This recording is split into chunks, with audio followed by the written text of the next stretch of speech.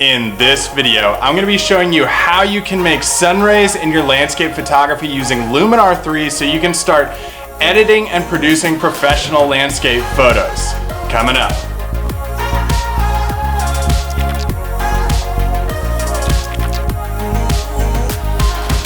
Hey, what's up guys, and welcome into the channel where I post weekly videos on how you can improve your landscape photography through in-field and post-processing tutorials, as well as gear reviews. So if you're new to the channel, consider subscribing.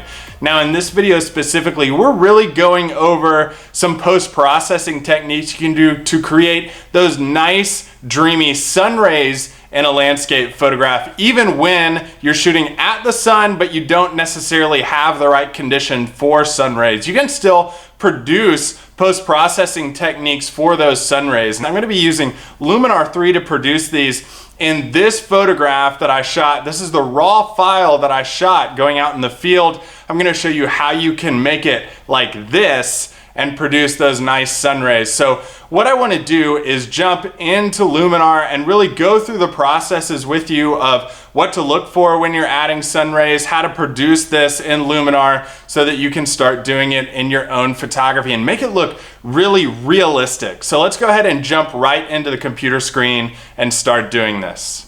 All right guys, this is the Luminar 3. It looks glorious, it looks beautiful. The Luminar 3 with libraries, I love it so much, and the organizational features. This is the image that we're gonna be working with today to produce sun rays. Now, the name of the game with sun rays, as with most landscape photography post-processing, is keeping everything looking realistic, or as realistic as we can. And that's whether or not you're producing something that wasn't there using like artificial intelligence or multiple photos that you're blending together, or if you're a purist in landscape photography, a purist who loves to shoot exactly what was there. So the name of the game, especially for like sun rays, is keeping everything realistic. That means shooting in the direction of the sun. You don't want to just be moving in a different direction and shooting in a dark part of the sky and then throwing a sun in there and trying to make it look like the sun was there and you had all these crazy sun rays going on. The name of the game is keeping things realistic. So if you look at the top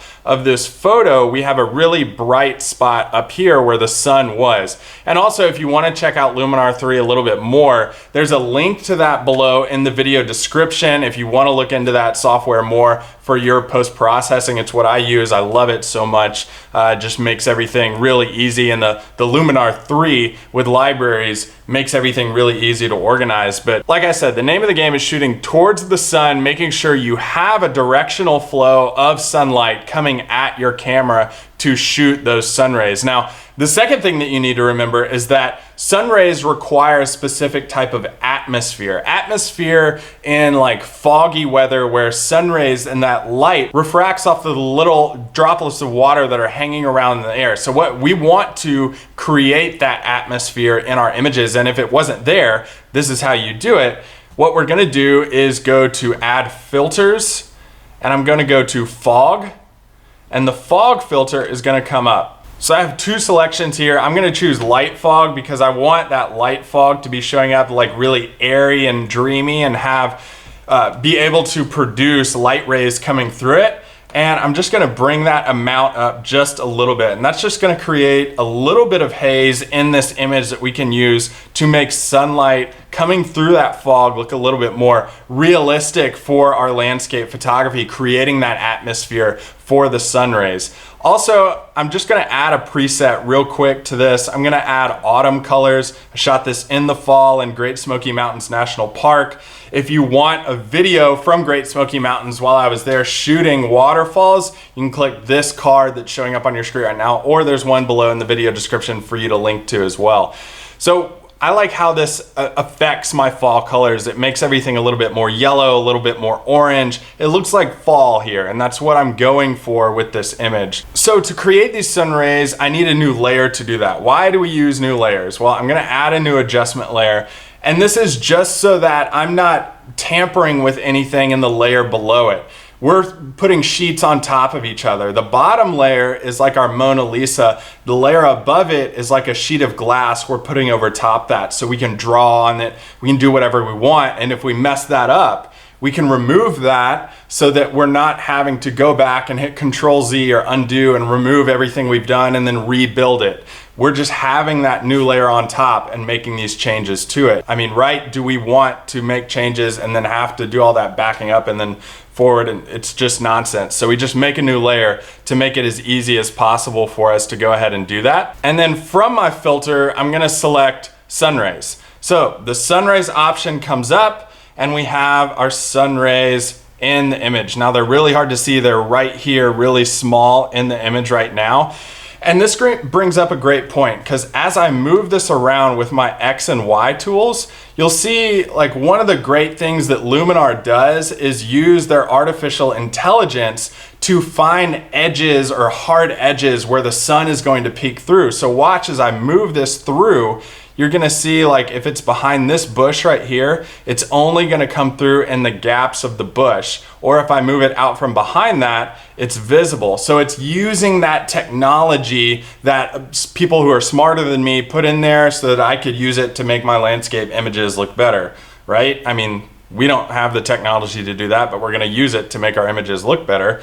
So what I'm going to do here is find the location of where that sunlight is peeking through using my X and Y sliders. So I'm just going to adjust this to put that sunlight coming in right where I have the brightest part of light coming in from the sky. Really easily done. You just put it right there. I have a tree in front of it, so it's kind of making those sun rays splash out from behind that tree.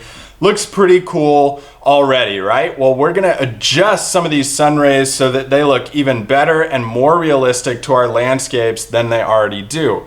So what I'm gonna do is play with the rest of these sliders using my amount, like amount that is going to be refracted. I don't wanna go crazy and go this much, although that does look kind of cool.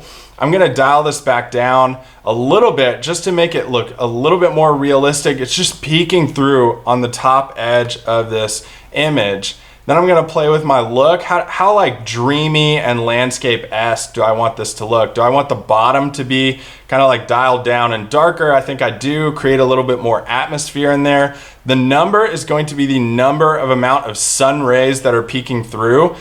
I mean, this varies from photo to photo. You want to keep it looking realistic, like the sun was actually peeking through. So use your judgment on this, on how many sun rays you want to show up. I think right around there looks pretty good for this image.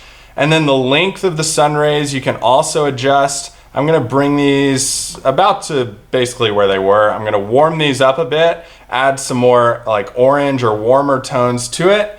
The radius of how much like glow they have, I'm gonna keep that kind of low because I want these to be subtle sun rays that we're using in our landscape image to really like maintain that realistic look. I know I've said that a ton, like realistic, realistic, realistic, but that is the name of the game in landscape photography editing. And then glow radius, I mean, you can play with that too on the sun rays, like how much do the sun rays glow amount. You have so many options here. This is fantastic to use because you can make this look as perfect as you want it, the warmth overall. And then the penetration and the randomization options that you have are like the most important things that you can adjust here for your sun rays. And what do I mean by that? Well, penetration is going to be how much are they penetrating from your scene. Are they going to be penetrating like a ton and it's going to be blown out, or is it just going to be like a really subtle look? Again, it varies for image to image. I'm going to have these kind of penetrating through and looking pretty cool like that. And then randomization. What I'm going to do for randomization, even though the artificial intelligence does a great job of peeking those sun rays out from behind hard edges and kind of having them shining through to the rest of my image, what I'm going to do is adjust that slider up on randomization until I get my sun rays coming out from behind individual trees. And this is gonna take a little bit of work and a little bit of like tedious sliding on this slider, but I want this tree to be secluded and have rays coming out on either side, this one too, and even this one, and maybe some through here on the left side of the screen. So what I'm going to do is just slide this up and try to randomize this as best as possible to get these sun rays just poking out on the edges from these trees. Because when you do this, you don't want like a sun ray coming in right over top of a tree. That's not realistic. You want that tree to be in a gap of rays, creating that refraction of light coming through your atmosphere. So again, we're just pulling this, playing around with these sun rays, kind of making like this glow in our image that we can use. So as I pull this up, this looks pretty good. I'm at a 57 on this randomization. This tree right here is kind of peeking out. It's kind of secluded, and then I have some bands of light coming out on either side of it. This has some bands coming out and like highlighting these trees right here. It looks pretty realistic to me on what it looked like when I was at this scene. So I'm gonna stick with this right here. And then if you don't want as much sun rays coming through, you can reduce this filter amount and kind of get the look that you want right in the image. So I'm just gonna leave it all the way up because I like this glow of sun rays coming through and the subtlety that it provides in my images. So to show you, I'm gonna turn off the sun rays filter. This is what it looked like before. This is what it looked like after. You have a darkening down here of the foreground with this swirl, and then you have sun rays coming in. Again, this is before, and this is after. And then we'll do the before and after slider of the very first image we used, and this is the before and after of that. Hey guys, be sure to subscribe to the channel if you want more videos on post-processing, how you can use post-processing to churn out photos from landscapes that will like crush your portfolio. And always, if you want to continue watching too, you can do that by watching more post-processing videos if you click or tap your screen right here. Or if you want to watch another video from this channel, you can click or tap your screen right here. Thanks so much guys for watching. Can't wait to see you next time. I'll see you later.